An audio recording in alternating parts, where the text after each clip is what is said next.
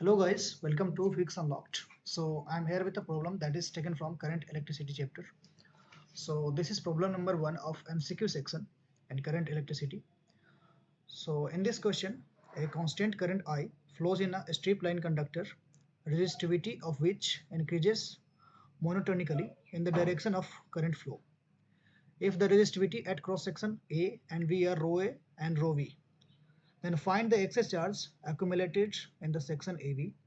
Permittivity of free space is epsilon naught and the relative permittivity of material of the strip is epsilon r everywhere in the strip. So इस question में दिया गया है कि एक strip है, ये कंडक्टिंग स्ट्रिप है और जिसका area of cross section uniform है. हर जगह का जो क्रॉस सेक्शनल एरिया है वो सेम है और इसमें एक कांस्टेंट करंट आई फ्लो कर रहा है. इधर की तरफ कांस्टेंट करंट आई फ्लो कर रहा है इधर की तरफ, और यहाँ पे दो पॉइंट है ए एंड बी. यहाँ का रेजिस्टिविटी रो ए है और बी पॉइंट का रेजिस्टिविटी रो बी है.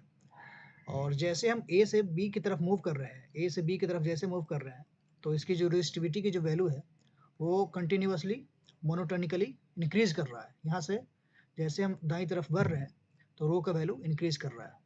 तो हमें बताना है कि इस ए बी सेक्शन में, ये जो ए बी सेक्शन है इसके अंदर कितना चार्ज, एक्सेस चार्ज कितना एक्यूमुलेट होगा, नेट चार्ज कितना एक्यूमुलेट होगा.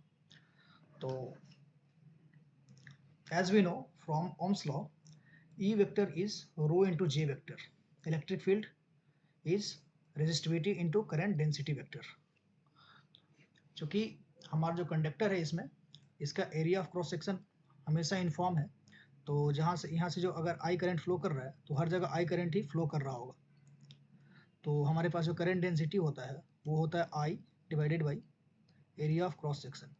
आई कांस्टेंट है और एरिया भी हर जगह का कांस्टेंट है, तो हर जगह पे जो करंट डेंसिटी होगा, हर एक पॉइंट का जो करंट डेंसिटी होगा वो भी कांस्टेंट होगा. सो J is constant because this strip, metallic strip, has uniform cross section area, तो हर जगह का करंट डेंसिटी सेम होगा. तो हमारा जो इलेक्ट्रिक फील्ड है इसमें जो करंट डेंसिटी है वो सेम है, तो electric field is directly proportional to rho. Therefore electric field E vector will also increase monotonically as we move from A to B. तो हमारा जो इलेक्ट्रिक फील्ड है वो डायरेक्टली प्रोपोर्शनल टू रेजिस्टिविटी आ रहा है. तो जैसे ही हम इधर की तरफ बढ़ेंगे तो हमारा रेजिस्टिविटी बढ़ेगा, जिसके कारण इलेक्ट्रिक फील्ड भी जैसे बी की तरफ मूव करेंगे तो इलेक्ट्रिक फील्ड का जो वैल्यू है वो भी बढ़ता चला जाएगा. तो electric field at a point can be written as rho A into J vector, और बी पॉइंट का जो इलेक्ट्रिक फील्ड होगा फिर हम ओम्स लॉ लगाएंगे बी पॉइंट पे, rho B into J vector आ जाएगा हमारे पास. तो हमें ये निकालना है कि इस ए बी सेक्शन में कितना नेट चार्ज एक्यूमुलेट हो रहा है. तो इसके लिए हम एक गॉसियन सरफेस लेंगे, क्यूबॉइडल शेप का एक गॉसियन सरफेस लेंगे ऐसे करके, और इस पर गॉस लॉ अप्लाई करेंगे. तो जो नेट फ्लक्स होगा, जो according to the Gauss law, net flux through the Gaussian surface is q in divided by epsilon naught.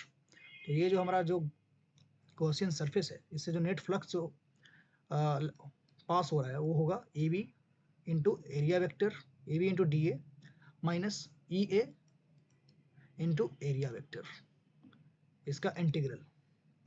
तो हमारे पास this will be equal to Q जो नेट जो एक्यूमुलेट हो रहा है Q excess divided by epsilon naught. तो अगर हम इन दोनों इक्वेशन का भी इसमें यूज कर दे, ई बी और ई ए का वैल्यू यहाँ पे पुट कर दे, तो हमारे पास जो आएगा rho B minus rho A into J dot D A vector. This will be equal to Q excess divided by epsilon naught. अब चूंकि J dot D A is nothing but current itself.